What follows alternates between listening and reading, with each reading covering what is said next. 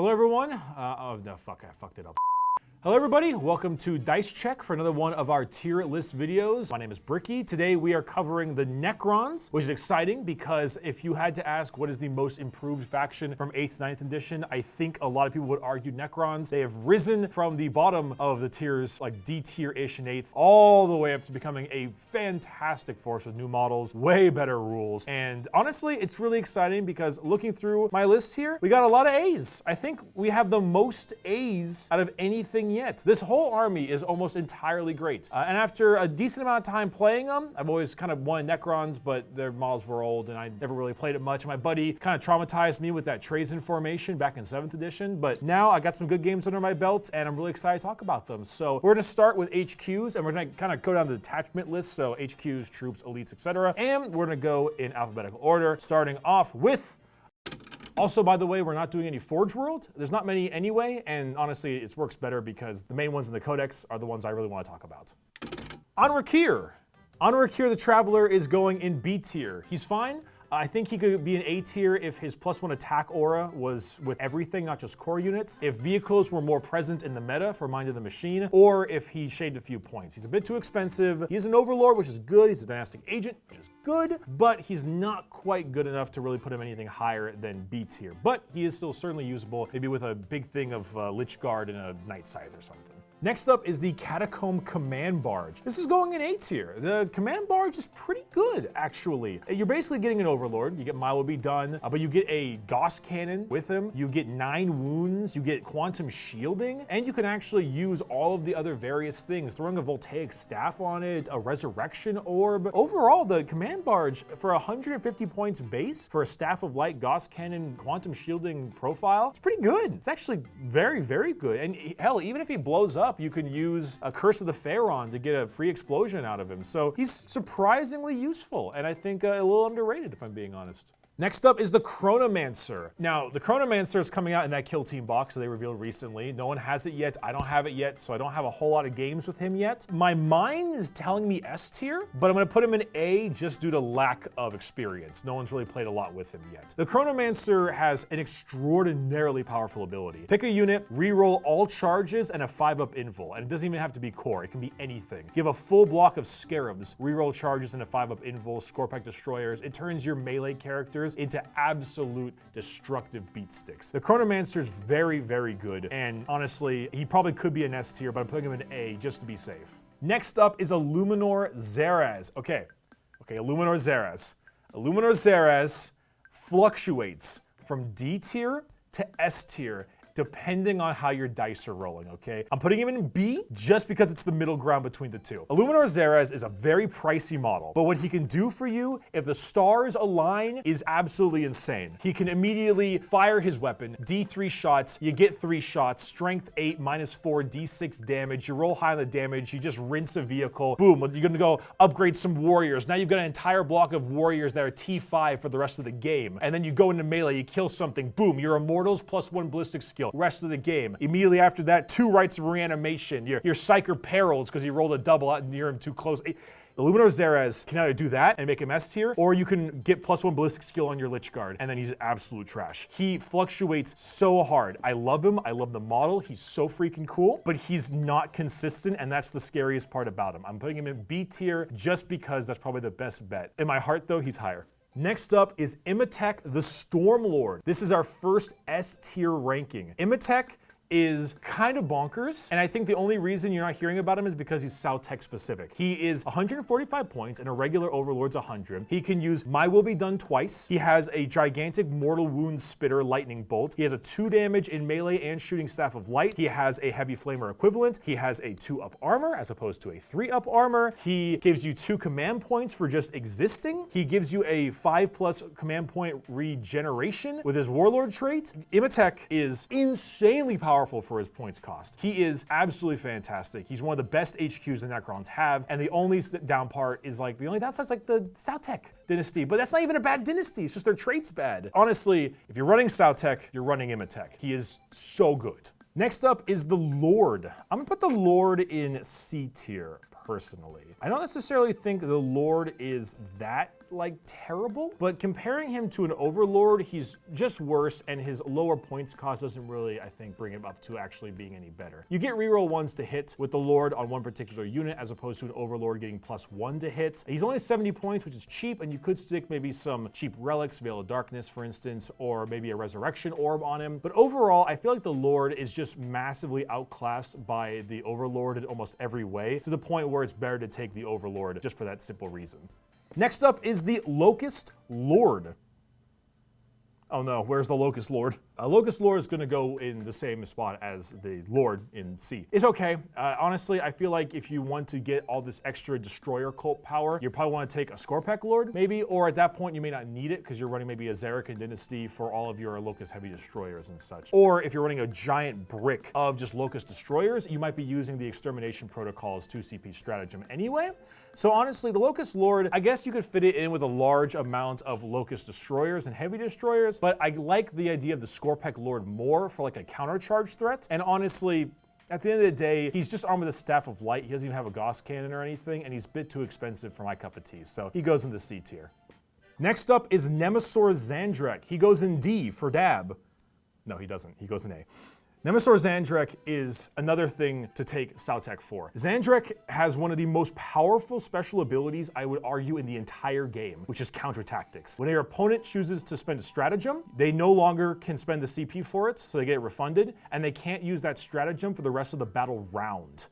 So this, just once per game, obviously, but this is a huge thing to hold over your opponent's head. Just the knowledge that you can do this is an insane mental game against your opponent. You know, battle round 1, your opponent gets first turn, they run a psychic test, they fail it, they need to CP reroll. No. Now they can't use the CP reroll stratagem for the rest of the battle round. No for charges, for shooting, for anything. Never again. This is insanely detrimental against certain armies. Twilight Pathways or Harlequins? No. Curtain Falls? No. Transhuman Physiology? Neither in shooting or the upcoming melee phase. Sisters, Advance and Charge? No. Now you've advanced and you can't do anything and now you're stuck out there in the open. It is such a good ability. He's also, after that, an Overlord, and he has a mini, Zera's ability where he can get +1 attacks or, reroll charges or something. I love him. The only reason he may not be an S tier is because if you're in Sautek, you're probably taking Imatech, and if you take Imatech and Nemesaur, you might get a little bit of redundancy with My Will Be Done. Doesn't matter. He's amazing. The kooky old Necron is the best. Definitely run him a bit because that ability is insane. Next up is Orokin the Diviner. I want to put him in C tier. Actually, no. I think he belongs in C tier, but I'm putting him in D tier out of spite. Orokin is a Chronomancer. However, in his ability description, he says Master Chronomancer, but it's the exact same ability as a Chronomancer. There's no difference. Orokin is only scary when he becomes empowered, which he will only become empowered if you roll a dice that's below the battle round number,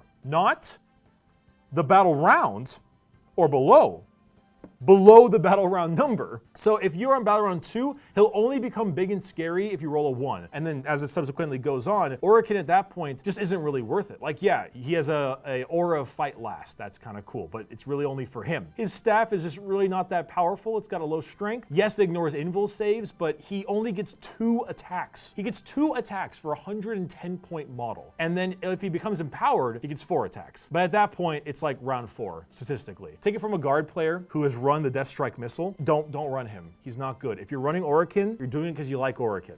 Poor Orokin. It's so bad. Next up is the Overlord, S tier. The Overlord is great. It's really good. It's got good points. There's a lot of stuff you can use with it in terms of relics as well as upgrades. The war gear it has, war sights, void sights, all that stuff, all very, very good. My Will Be Done, a flat +1 to hit for a core unit. Relentless March. Overlord is great. Every single army should have one. Overlord. Next up is the Plasmancer, Pointy Finger Boy. This guy's going in A tier. Honestly, he might be B tier, but with Death Guard and Dark Angels and their insane tankiness that we've been seeing a lot lately, I think mortal wounds are a lot more important now than they used to be. So I'm putting the Plasmancer in A tier. He's just basically a mortal wound bot. He just shoves mortal wounds everywhere. He points at something, does mortal wounds. In the fight phase, does mortal wounds. His actual staff, his shooting is pretty decent as well. And he's got some great little upgrades, different kinds of Cryptek Arcana that do even more mortal wounds, especially the one where when charged on a 2+, he can do D3 mortal wounds. He's just mortal wounds, and mortal wounds are good.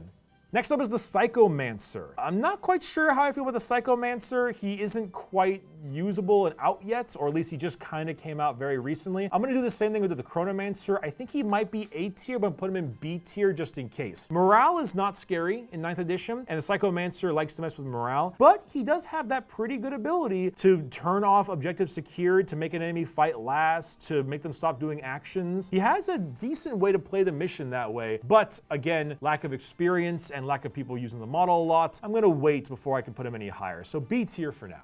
Next up is the Royal Warden. B tier as well. I was debating C tier, but I think the ability to fall back and shoot and charge is surprisingly great, especially on a Necron unit. His weapon isn't too bad either, especially if you're running Mephrit. And overall, the ability to have a big blob of 20 warriors immediately fall back and then fire 40 shots from Gauss Reapers is pretty insane, especially if you're not running that specific command protocol during that time frame. So overall, I think the Royal Warden is one of those, like, you read it and you think, but then when you actually use it, you realize how powerful he can be. Next up is the Skorpek Lord, A tier. Skorpek is a beast. I love him to death. He's a fantastic force multiplier to both Ophidian as well as Skorpek destroyers. He is no slouch in combat himself and even has some okay shooting too. He's quite tanky. You can stick some wonderful upgrades on him, whether it's relics or different kinds of warlord traits. He hits super freaking hard. Overall, I think the Skorpek Lord is just a great HQ, and especially using the Sautek Death Mask, I think he can really come into his own. Next is the Technomancer, also A tier. I told you, the Necrons are doing great right now. Technomancer is a flat, excellent Cryptech. Extra warriors come back, can revive things like Lichguard or Immortals and such. He can get the Canoptic Control Node as also the Cloak, where he wants to repair vehicles or maybe buff the attack of Scarabs, Wraiths, or even something much bigger like the Doomstalker. Really good unit, lots of usability, lots of things he can do. Has a Staff of Light, so you can throw a Voltaic Staff on him if you feel like it. Great character.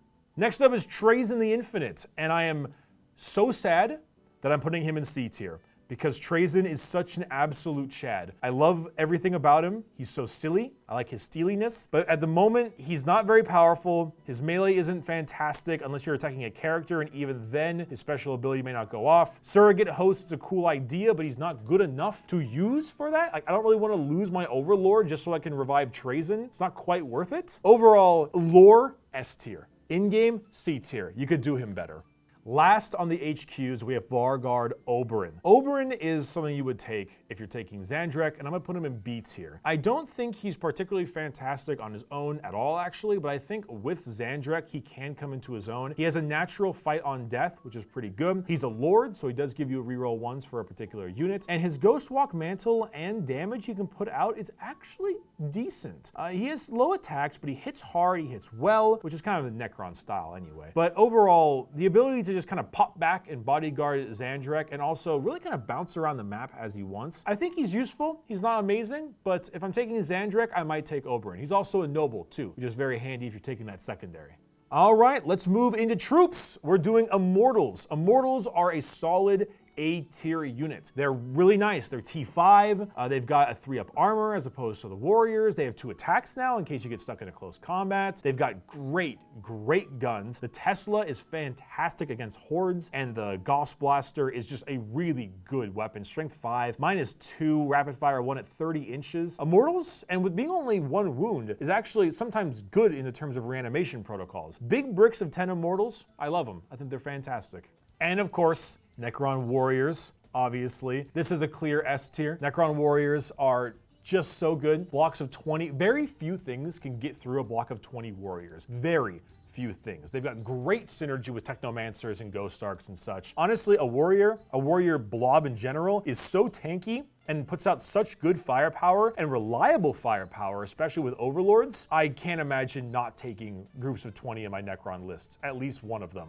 They're just really, really good. Moving on over to the elites, we have the Catan Shard of the Deceiver. I think he deserves the A tier spot as well. He's a Catan, so it's already got many upgrades going for him, but especially with that ability to put units into reserve. I think the Deceiver's real power comes into the ability to take a whole bunch of very powerful units at the start of battle round 1 and put them into reserves or just move them around in general. Redeploy is great enough as it is, but also the ability to just yank them out of the battlefield and bring them in later, really useful. I like his Catan power quite a bit. I know it's swingy, but it can swing really well one way. So overall, I like him. I know he's not the best, but I still think he deserves A tier. Speaking of Catan, the Nightbringer. I kind of was considering A tier because I think the Nightbringer is a bit more of a boogeyman. He's mainly meant to go out and murder your most important character, but if he's not going out and murdering the tankiest thing in the game, quote unquote, he doesn't really do as much. He's really good at taking out what matters to you, and that's about it. But even then, being able to run up and one-shot your major buffing stuff is still really damn good. So Nightbringer, even with his 20-point nerf, it's S tier. You know why he's S tier. Let's move on. Next, we have the Void Dragon. I'm putting him in A tier as well. I think if vehicles become really prominent, he can go in S tier. But overall, same reasons as before. Catan, very powerful, wound gating, some great powers, very good against vehicles, a little bit of shooting, a little bit of anti-horde with his tail. Good unit, and great stratagems. Next up is the Plasma Sight. I'm giving this little bastard A tier. He's fun. He's barely even a unit, if I'm being honest, but if I ever run big bricks of Scorpex, I take him almost every time. He's fun. He's just a good little guy. I like him. Next up is the Canoptic Reanimator. Prior to the point nerf, he would have been D tier. I'm gonna put him in C tier now. He could even be higher, but I haven't had enough experience with him to really determine that. Going from 110 points to 80 was a huge benefit for it. I don't necessarily know if it's always gonna be worth it. Being able to hide him out of line of sight is a bit difficult because you need line of sight to the thing that you're buffing, and it can buff lots of different kinds of units, which can make it pretty scary at times if you can't deal with it. Problem is that you can very easily deal with it. So the squishiness is its main problem, and the fact that it can't hide. I think that it might have a place as maybe like some kind of distraction unit, or if you can find a way to work with the terrain, you can make it really, really powerful, but overall, C tier. And the award for biggest glow up, Canoptic Spiders, A tier, yes please. Spoiders, they're great. Canoptic spiders are so much better than they used to be. They refill scarabs, they can repair vehicles, they can deny the witch if you give them a special ability. They've got good shooting, surprisingly. They've got outstanding melee, they're decently tanky, they're well-pointed. Spoiders. Crypto Thralls, S rank. Murder buckets. If I have a Cryptech, which I normally do, I take 6 of these every time. For 20 points a model, you get a strength 5 -2 1 damage pistol, you get T5 strength and toughness, 2 wounds, 3 up armor save, and 6 freaking attacks per model hitting on 3s at like strength 5 -1. But compare that, 20 points per model, compare that to like an intercessor or something, it absolutely bodies him. It is such a good unit. I love the murder buckets. If I could take them in squads of 20, I would. Next up is Death Marks. Every bone in my body wanted to put these guys at A tier. Every single bone in my body, but I'm putting them in B tier entirely because of the new bodyguard rules. I think Death Marks are one of the best snipers in the entire game, and especially with Mephrit, if you can use the talent for Annihilation and get 2 mortal wounds per 6 to wound, it can be pretty nasty. But, and it's a big but with the new bodyguard rules, it normally states you cannot shoot at the character. Not just, can block bullets or something like before. No, you cannot even fire at it in general. Can't shoot at it in general, which really neuters Death Marks. Their damage is not worth their points for everything else. They do hit on 2s, unless they move, but might well be dumb. They are T5, also great, but overall just not quite enough because of that new bodyguard rule. Next up is Flayed Ones. I'm putting Flayed Ones in A tier. Flayed Ones have enormous anti-infantry damage output, and with Novok, enormous anti-tank and everything damage output. These guys eat everything up. Infantry just get absolutely creamed by them, no pun intended considering. They're really strong. They do damage to almost everything. They hit hard, they hit fast. They're great melee units, and they're cheap. I don't want to do it, but I'm gonna have to do it. Hexmark Destroyer goes in D. Not happy about this. This hurts me to my very soul. The Hexmark, where to start? he looks amazing. His pistols can put out some reliable anti-infantry firepower. He's a character, can sprint command protocols. Yay, yay, yay. He's 75 points. He's not good enough. He can't even fire Overwatch naturally. We'll talk about the Doomstalker a little bit later, but if this guy had higher AP, maybe some more shots, and could fire Overwatch just by himself naturally, maybe.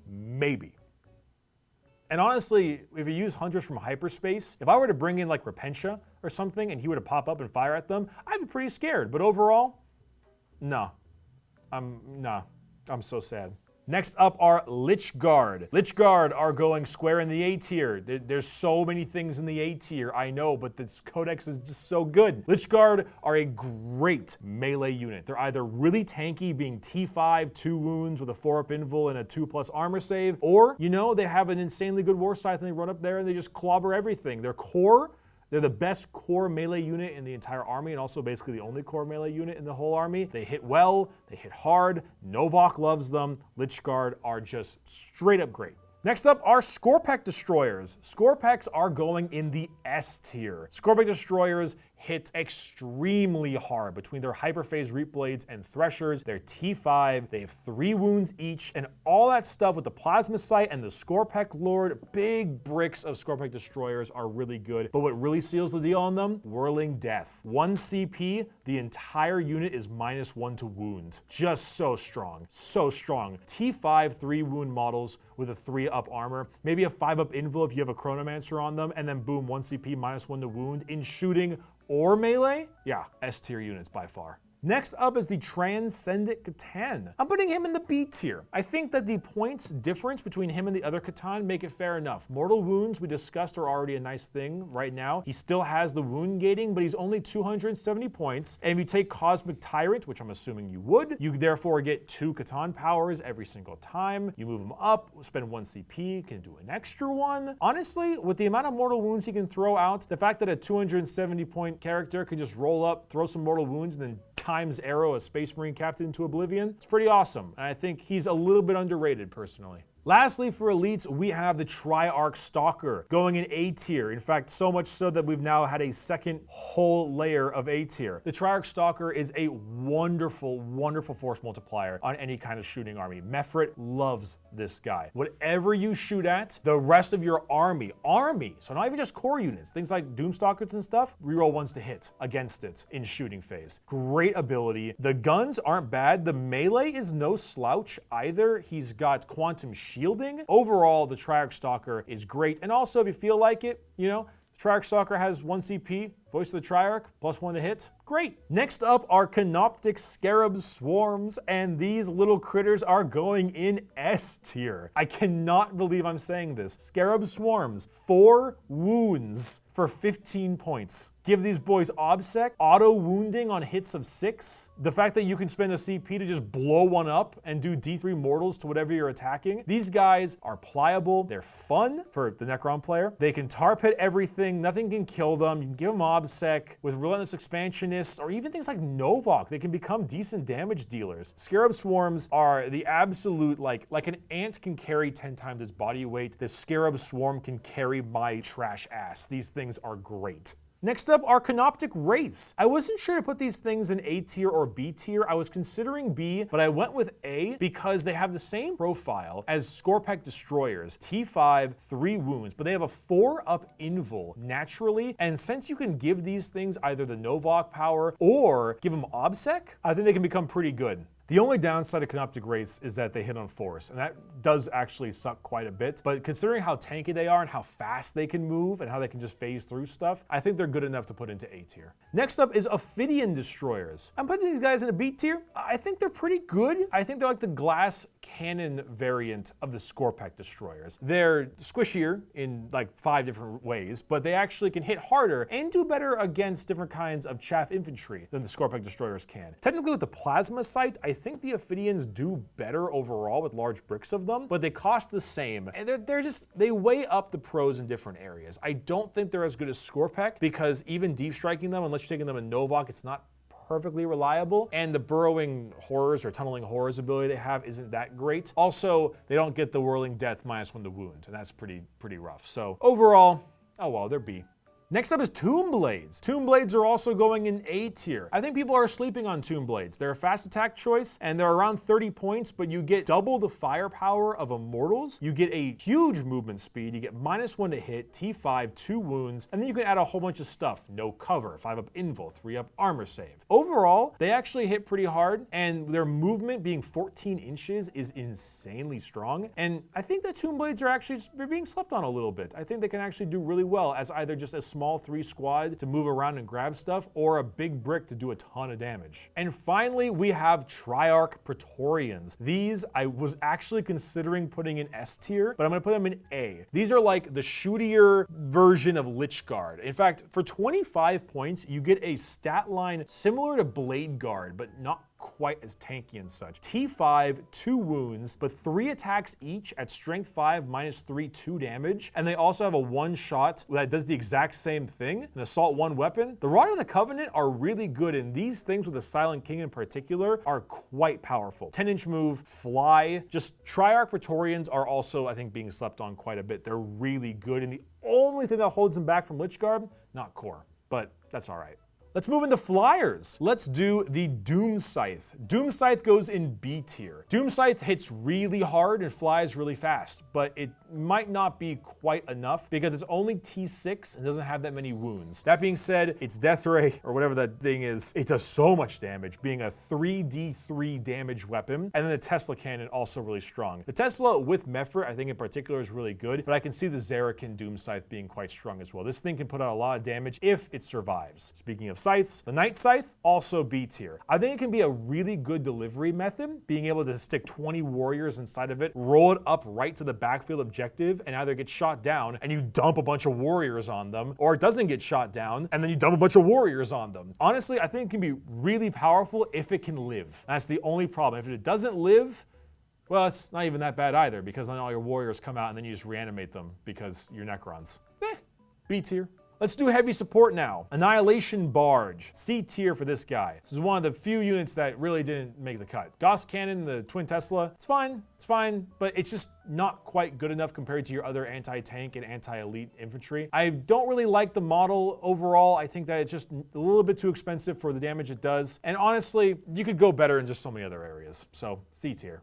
Next up is the Canoptic Doomstalker and the Doomsday Arc. Both of these are going in A tier. I was kind of considering putting the Doomsday Arc in B tier, but I completely forgot about the Gauss Flare arrays. The Canoptic Doomstalker is one of the coolest looking models ever, and it's a very cheap source of anti-tank. Now, the thing is that between the two of them, you have lots of different kinds of benefits, and they're very swingy. Having a D6 damage or D6 damage weapon with D6 shots is really swingy depending on how many you can sink in there, especially considering that they're shooting at strength 10, AP -5. But the Doomstalker is cheaper, doesn't degrade that badly, and it has a really powerful free Overwatch like Tau the Greater Good ability, which can actually come in really clutch if you use it properly. It's something that I think the Hexmark Destroyer could really use. However, the Doomsday Arc is way more expensive at 190, but it can put out 20 anti-infantry shots as well, and it has quantum shielding, and it hits on 3s. So the difference in points I think is definitely justified. They're both really good anti-tank, but it's really just up to you to depend which one you want. I lean towards the Doomstalker, but I don't think either of them are worse or better enough to be an S or B tier. So A tier, the Doom guys go. Next up are Locust Destroyers. You know, the more I looked at Locust Destroyers, the more I was rather impressed with how good they can be. They're going in A tier as well. Locust Destroyers are a 55-point platform, which have 3 wounds at T5 and fire a heavy 3, strength 6, -3, D3 damage weapon, and have built-in reroll 1s to hit. So they hit on 3s, rerolling 1s. If you have a Scorpec or any kind of Destroyer Lord near them, they reroll 1s to wound. But if you have a squad of 3 of these bad boys, that's for 165 points, 9 strength 6 -3 D3 damage shots that have really good accuracy, and if you wanted to, spend 2 CP, reroll all wounds. It's actually quite surprisingly strong. I didn't expect them to be that good. And you know what else I didn't expect to be that good? Locust Heavy Destroyer. I thought B at first, Nope, this guy's also gonna go an A. There's so many A's in this goddamn codex. Locust Heavy Destroyer, the only thing about him is the fact that he's really pricey, but his gun is strength 10 and does 3d3 damage. It's only one shot, but if you wanna roll like a couple of these guys, 3 separate ones in Zerakin Dynasty, where you get a Salamander's Wound reroll for every single unit, this thing becomes absolutely nasty. And even then, you can stick him in a full brick of regular Locust Destroyers and use that 2 CP stratagem for reroll everything to wound. I think this guy is quite good, and the only reason he's not being used a ton is because most things right now are not gonna take 3d3 damage. We're not in a meta that's just completely filled with vehicles and stuff. You're gonna be firing that at Thunderwolf Cavalry or other elite infantry, and those guys will throw up a 4-up invul and really just not even give a shit. But even so, having some of these guys firing it, even something as crazy as Mortarion, if he whiffs those invul saves, can do a lot of damage. Let's do dedicated transport. There's only one, Ghost Ark. I don't have an image for it, which is fine, because the Doomsday Arc is an A, and the Ghost Ark belongs in A. Ghost Ark is a great force multiplier for Necrons. The fact that it can put out 20 Necron shots out there by itself, and it can repair D3 Necrons every single turn, and it has quantum shielding, and for 1 CP it can repair D6 Necrons. Overall, it's just a really good unit, and what's scarier about it is that because it can constantly bring up Necron warriors more and more, the fact that you have to try to focus it down, and with quantum shielding, it's just gonna make your life difficult. Absolutely. Ghost Ark, it's great. For Fortifications, we have the Convergence of Dominion. There's no image here either, but don't worry about it. It's in C tier. It's better than most Fortifications because the newer Fortifications are getting a lot better, but it's not a fortification problem. It's like the Necron one, it's like a fortification rules problem. That's its main issue. It's just not really worth taking. It's too expensive, doesn't give you enough, and honestly, the fortification rules right now aren't very good either, so don't worry about it. Let's move on to the final bit. Let's talk Lord of Wars, the Monolith. The Monolith goes in C tier, which makes me sad. Honestly, for most of these Lord of Wars, the issue isn't the fact that the unit themselves are bad, it's the fact that the Lord of War rules are bad. They don't get attachment abilities and a super heavy auxiliary. They have to spend 3 CP just to take them, and they're not good enough to actually warrant the use. The Monolith is not too bad points-wise. It's got some surprisingly good shooting and some like really good melee, which is hilarious. But overall, the Monolith itself, it's too much of a tax, and you can't give it a lot of the good traits like Mephrit or something that can really work well with it. So that's unfortunately the problem with the Monolith. It's really not worth taking because of that. Same thing with the Obelisk. The Obelisk goes in D tier. The Obelisk is just terrible. It's just terrible. It has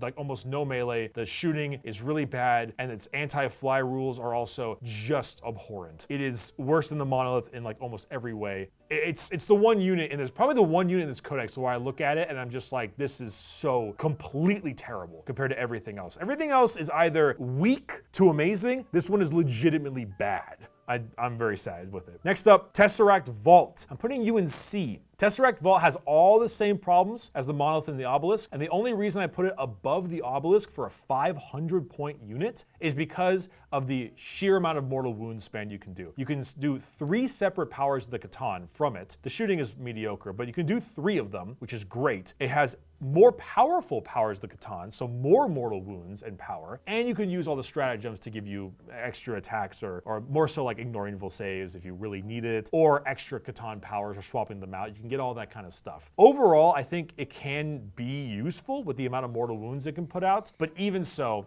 it's just not that good to use. But lastly, and finally, we have the big man himself. If there was a tier list on how easy it is to put together models, the Silent King goes in F. I did it a few days ago, and oh my god. But the Silent King, you know, what's the first letter in silent? That's right, C. I'm sorry. Yeah, fucking Silent King is fucking S tier. This thing is so good. The Silent King is one of the best lore characters in the whole game, and they did him so much justice. He has more auras than I can count. Reroll all hits in shooting, all wounds in melee, plus 3 CP. You can obscure him, deny the witch, mess with your command protocols. He has 6 flat damage anti-tank. He has anti-elite infantry, he has anti-horde, all in shooting. He's got insanely good melee. He has a fight last ability. I could spend hours on why the Silent King is an absolutely stupendous unit. This guy completely fucks. He's got the biggest Necron dick in the galaxy, and his stats and datasheet really do show it. I love him. So that's your Necron tier list. As you can see, It looks great. The biggest categories are A by far, trailed by B, and then S, and then C, then D. It's fantastic. I'm really happy with how the Necrons have come out. They as an army are improved like mad. They are so much more fun to play. They play so much better. They may not be as good as, say, like Marines or Death Guard or something, but honestly, they truly don't need to be because they absolutely hold their own, and there are many ways to play them. They're well-rounded and fun, and the Necrons have never been in a, I mean, maybe they have been in a better spot, but in the past like 5 years, they have never been in a better spot. And I'm really happy because I know many Necron players have been waiting for their time, and their time is absolutely now. So thank you so much for watching this tier list. We will have many more coming in the following weeks and months. We're going to be going through as many armies as we can. You'll probably see me specifically back for the Sisters tier list coming up whenever the hell I do that. But we'll have lots of cool ones coming out like Death Guard, Dark Angels, etc. very soon. So thank you for watching Dice Check. Please go ahead and see if you feel like subscribing, because if you do, that's pretty cool. We like that. And bye-bye.